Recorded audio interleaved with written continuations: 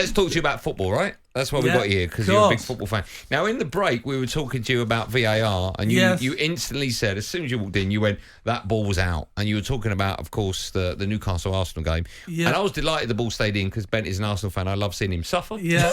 But what's your view on just all things VAR? We saw the Spurs-Chelsea game the other night, and there were so many stoppages. One of them was like 7 minutes long. What's your view on just the state of football and the state of VAR at the moment? Well, the referees have stopped making decisions on the pitch because of VAR. They're frightened. They're scared to make decisions.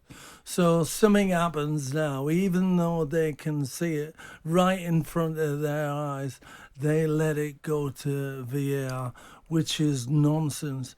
On that Newcastle goal, I have to say, you can take away all the dilemma by saying on the byline, do it like tennis. So that ball has got to be on the base byline. Of the ball, where it's touching the floor. The base of the ball has got to be on. Otherwise, it's out. It's simple. Tennis don't go about the circumference of the ball. They go about whether it's on the line or it's out behind the line. So, come on. Yeah, although I don't think he'll be winning simplify friends. If Jeff Hurst is listening, I don't think he'll agree with that. No, that was in I know. all day long. That was fine, right? That was fine. Yeah, of course it was. So Kammy, what would you do with VAR? Because we've spoke about it and some of the ideas, and getting an ex-player in the VAR room, would you be for that, against that? It doesn't have to be an ex-player. Just someone who knows what they're doing and understands the game. Yeah, of course I would, But why not get a football person up there, an ex-manager, an ex-player who's just to offer an opinion. They might not take it, but the opinions they're getting in that room are wrong. What did you make of not all the time. What did you make of Arteta's outburst? Well, right or wrong? I was a manager and I would have said what he said. I bet that's not even in the book, is it? That's certainly no boast. Not at all. Yeah. Well, you would have done the same. You can understand managers getting frustrated, right? Postecoglou, right, on Monday night, said no one should have a pop-up refereeing decisions. Yeah, he got a yellow card. I know. That was amazing. It's one of them where, and sometimes, do you think it's maybe the best idea for managers to get interviewed after, when you've had a big decision like what happened at Newcastle? He's obviously seething.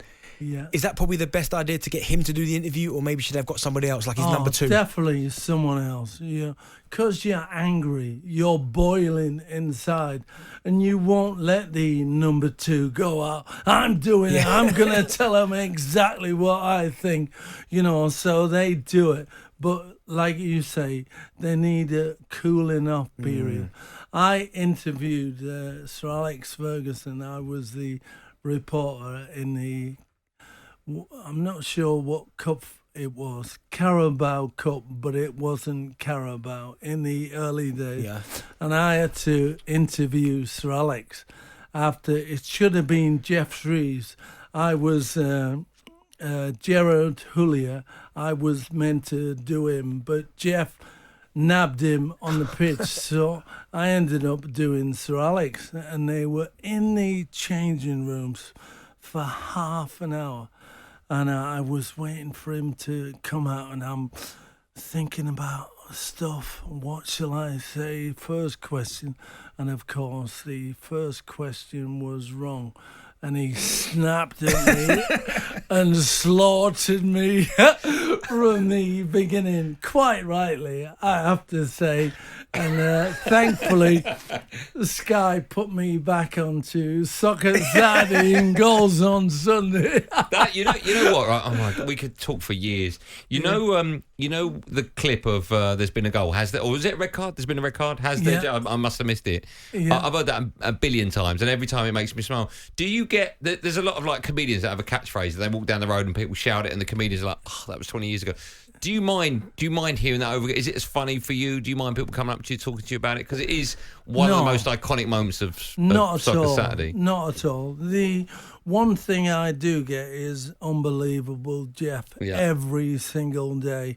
But they talk about that red card when you're talking about in a discussion type arena, and I don't mind. That took me into mainstream TV. So you make one mistake in the whole of your career, and it's the best thing I could have done. Listen, you coming in is one of the best things we've ever done. Your book, Kammy, by Chris Kamara, My Unbelievable Life, and you've got a little quote on the front. Usually people get like Barack Obama to put a little. You've gone for Paddy McGuinness.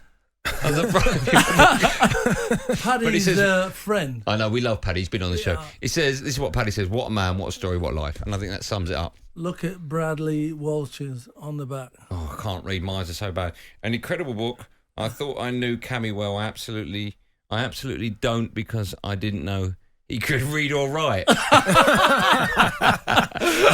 It's fantastic. Your people outside have been holding on to this book, and I've kept nicking it. Can I have this? You can. Because that's legally binding. Yeah. Okay. Well, absolutely. Listen, I'll be honest. Yours. I haven't seen you for a long time, and I was slightly nervous. But it's 22 quid. Yeah, he hasn't changed. Hasn't changed. You can have the book back. Kammy, you're a superstar. I'll say it again. I don't mind plugging it. My Unbelievable Life. It's a wonderful book. Go download it, go buy it, go do whatever you need, make a great stocking filler, go read it, it's fantastic. You've been awesome. Will you come back and see us sooner rather than later? Of course. Is that okay? We would love to have you back on the show. We really would. We're big fans of yours. You're on the telly tomorrow? Where can people see you? On the telly tomorrow? What day is it? There's a question. Wednesday. Yeah. GMB tomorrow morning. What time? Be like 7, 8. Oh, it's too early for me on Sky Plus. Kammy, I love you. I genuinely do. I'm so pleased everything's working out for you. You look great. You sound fantastic as well. Much. You're a superstar. Thanks, Kammy. talkSPORT Drive. Super opinionated sporting debate. Monday to Friday afternoon from 4 on AM, on DAB, via the talkSPORT app and on your smart speaker. talkSPORT.